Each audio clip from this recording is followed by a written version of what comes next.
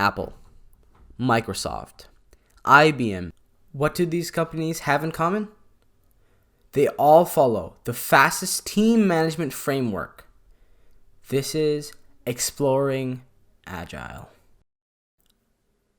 Back in 2001, 17 people gathered in the United States and Utah. They were looking to define a common ground and a new way of thinking. They needed something different to the traditional way of working. In order to keep up with customer needs and our evolving world, the Agile Manifesto was born. The Agile Manifesto focuses on 4 values and 12 principles. The 4 values of Agile are individuals and interactions over processes and tools, working product over comprehensive documentation, customer collaboration over contract negotiation, responding to change over following a plan. Now let's take a look at the 12 principles that support the Agile values.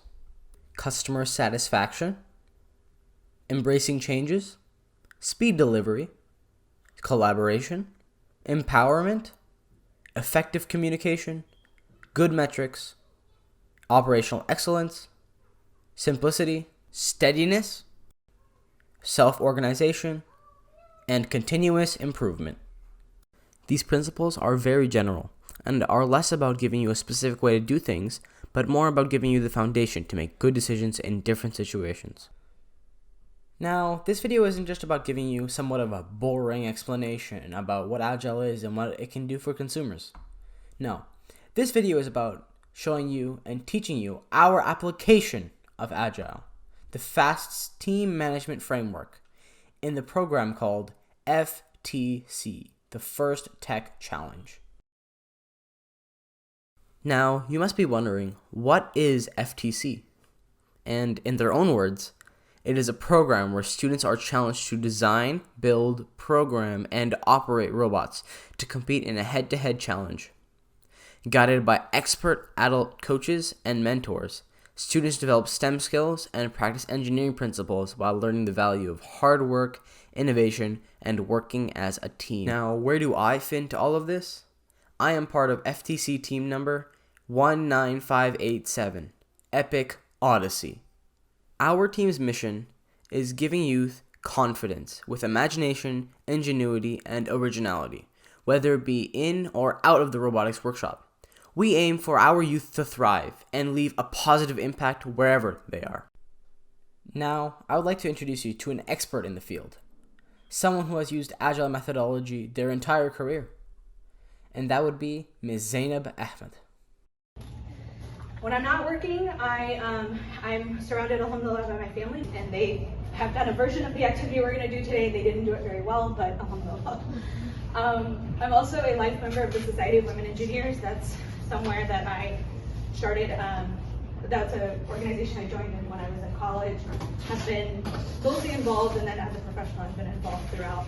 Great way to network. I do highly suggest whenever you get into your collegiate careers, inshallah, and beyond, get involved in some kind of professional organization. A little bit after I started at a company called MedHost. I started at MedHost in Birmingham as a quality assurance analyst for a software company that did software for the surgery department. If you listen to my background, nowhere in there did I say software, so it was a shock to me too that they wanted me to come work for them. But I had experience, and the best thing they told me is they're like, you're an engineer, you'll figure it out. And that's still a philosophy I live by today. For a total of 5 years, made my way through quality assurance analyst, then I was a product owner, and then a business analyst for that company. So that's kind of where I did Agile for 5 years. After 5 years, I decided I needed a change, and I wanted to go back to the medical device industry because I thought that was a good way to help people and give back. But Allah had other plans for me. As I was interviewing for medical device companies, I had somebody in my professional network who was looking for a systems engineer in the aerospace world. And she said that I had enough experience working with customers and all these different disciplines at my old job that she said, I want you to come work in aerospace, give it a try. So I went, I did it, alhamdulillah, and it's been a great fit. I did it for about, it was there for about 3 months before I found human factors engineering, which is what I do today. So that's what I do today. I absolutely love my job, alhamdulillah. It's been a lot of fun. Hey, did you catch that? Do you remember what she said? Here, let me play it for you one more time. And they have done a version of the activity we're going to do today. They didn't do it very well, but Yep, that's right. We did an activity. And let Ms. Zainab Ahmed tell you the rules. Great. Build the tallest freestanding structure to support a marshmallow. All right, so your supplies are each group is going to get 20 spaghetti noodles, 1 yard of tape, 1 yard of string, and 1 marshmallow. With the spaghetti, you can break the spaghetti, you can bend the spaghetti, you can do whatever you want to it, but once you break it, you can't replace it, okay? So make a conscious decision. The tape and the string can be cut up, torn up, whatever you want to do with it, but again, you only get 1 yard to work with. Marshmallow, we'll talk about it in a second. Okay, so rules, teams of 3, 18 minutes total to finish the activity. I'll keep a timer up here, so you can always look up. You can only use the supplies you're given. So you also will have paper, obviously, so if you need to design something, make notes, whatever, you're free to do that. People on laptops, and everyone has a cell phone. Please stay off the internet, that would be really helpful. You'll also get a pair of scissors to make cutting string or whatever easier. So you can use all of those things, but your scissors, your pencil, and your paper cannot be part of your actual design.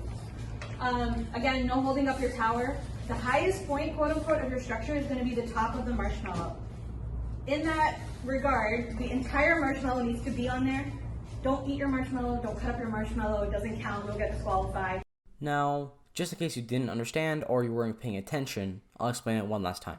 You must build the tallest freestanding structure in 18 minutes using no more than 20 sticks of spaghetti, 1 yard of tape, 1 yard of string, and 1 marshmallow. Sounds easy enough, right? Well, wrong. After 18 minutes, from the 10 groups that started, only 2 towers were standing after the 18 minutes were up. Now, that sounds ridiculous and you think I'm maybe making a joke or something. No, and here, I'll explain why. In our extreme rush to build the tallest tower possible, many teams did not take into account the weight of the marshmallow. They assumed it'd be light, like it looked. However, never did the due diligence to check. The marshmallow itself had more weight than they imagined. The 2 teams that had a tower standing till the end were the teams that checked on every step of the process to make sure that the structure could hold the weight of the marshmallow, unlike the other teams that waited till the end. Ms. Zainab Ahmed explains this phenomenon very nicely. Here, take a listen. What is that? So the 2 teams that actually had like towers stand at the very end, they were constantly kind of going back and being like, is the marshmallow gonna hold? Like, how do we account for this marshmallow? And the ones that had really tall towers, not that you had a bad design, it's just you forgot that last piece of like testing with the actual marshmallow. Because that's one of your requirements, right? And that was the end of the activity. Now, she went on to explain the individual properties of the Agile methodology. And then the big thing with Agile, and this is going to be, I think, very important to you all as you go through your process, is you want to value responding to change versus like sticking to a plan. So several teams talked about this. They're like, we had a plan and then our spaghetti started breaking, so we had to switch and do something different. Or, we just hit the ground running and then we realized we needed to take second and top. And so that's how you respond to change. So yeah, the plan is good, but Agile allows you to go through the plan, make changes that work for your team to build a better product. By this time, the session was almost done, but Ms. Ahmed had one last thing to tell us all. It might be the most important thing that we learned that day. Best reason to implement Agile is to enable trust with your team members. So as you go through and you learn to work as a team, work on your communication skills, like trust each other and make sure you're well trust. The way you can do that is make sure that your things that you're committing to get done. So you can't just pull the I was lazy card. You have to enable your team to do well by seeing through your commitments. Now you may have roadblocks along the way. You may have issues that you run into. You may have, real world other work comes up. But it's your job as an individual team member to make your team aware of that so people can work around that. If no one knows you're having issues, no one can help you out. Again, you want to test early and often. We saw, majority of the teams in here didn't test with their marshmallow and had broken structures at the end. Keep that in mind as you go through this Agile process while you're in the robotics. And finally, I think I speak for everyone on EPIC Odyssey and EPIC Expedition. Thank you so much, Ms. Ahmed, for coming to teach us more about Agile. We would love to have you again, and we hope to see you again soon.